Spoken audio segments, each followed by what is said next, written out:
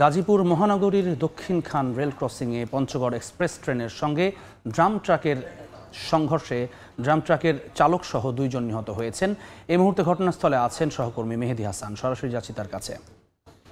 মেহেদি, যে দুর্ঘটনাটি ঘটেছে তারপর আসলে দুজনের মরদেহ উদ্ধার করা হয়েছে এবং তারপর তাদেরকে গাজীপুরের শহীদ তাজউদ্দিন আহমেদ মেডিকেল কলেজ হাসপাতালে নেওয়া হয়েছে মরদেহ দুটি উদ্ধার করে। এবং এই মুহূর্তে দেখতে পাচ্ছি যে ড্রাম ট্রাক যেটি রেল লাইনের উপর দাঁড়িয়েছিল সেটি কিন্তু আসলে ক্রেনের মাধ্যমে সাইডে নিয়ে এসে রেল চলাচল কিন্তু স্বাভাবিক রাখা হয়েছে। এবং এই মুহূর্তে আপনারা দেখতে পাচ্ছেন যে ধ্বংসস্তূপের মতো বলা চলে, কেননা যে ড্রাম ট্রাকটি কিন্তু যখন পার হচ্ছিল এই রেল ক্রসিংয়ের উপর দিয়ে তখনই কিন্তু সরাসরি এসে পঞ্চগড় এক্সপ্রেস ট্রেনটি সেটি আঘাত করে এবং সেটি কিন্তু ঢাকার দিকে যাচ্ছিল। পঞ্চগড় থেকে ছেড়ে এসে সেটি কিন্তু ঢাকায় গিয়ে আবার যাত্রী নিয়ে আসলে রওনা হওয়ার কথা ছিল।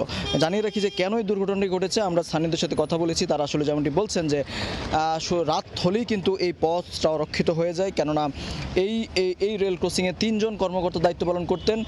দফায় দফায় কিন্তু চাকরি ছাড়তে কিন্তু 2 জন এরই মধ্যে চাকরি ছেড়ে দিয়েছেন এবং 1 জন কর্মকর্তা দিয়ে কিন্তু এই রেল ক্রসিংটি পরিচালনা করা হতো। দীর্ঘদিন ধরে সেটি পরিচালনা করে আসছিল, যে কারণে শুধুমাত্র দিনের বেলায় যে কর্মকর্তা তিনি কিন্তু দায়িত্ব পালন করতেন। তার পাশাপাশি দিনের বেলায় দায়িত্ব পালন করার পর রাতে আসলে এই রেল ক্রসিংটি আসলে এইভাবেই ফাঁকা রেখে চলে যেতেন তিনি।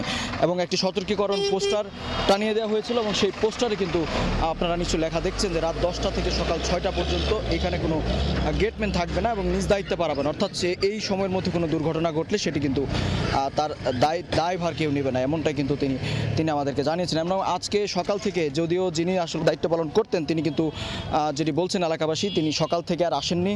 সকাল থেকে এই গেটম্যানের যে রুমটি রয়েছে সেই রুমে কিন্তু তালা দেওয়া রয়েছে। এখন স্থানীয়রা কিন্তু এই রেল ক্রসিংটি এখন পর্যন্ত আসলে পরিচালনা করছেন। এক প্রকার রেলের যে অব্যবস্থাপনা এবং দুর্ভোগের, অর্থাৎ এই সাধারণ মানুষ যারা রয়েছেন তারা দীর্ঘদিন ধরে এই অভিযোগ করছেন এবং এই এলাকার কিন্তু নিরাপত্তা নিশ্চিতে আরও দায়িত্বশীল হওয়ার আহ্বান জানিয়েছেন রেল বিভাগকে। তো এই ছিল গাজীপুর থেকে রেল দুর্ঘটনার সবশেষ তথ্য আমার কাছে। গাজীপুর থেকে রেল দুর্ঘটনার খবর জানাচ্ছিলেন সহকর্মী মেহেদি হাসান।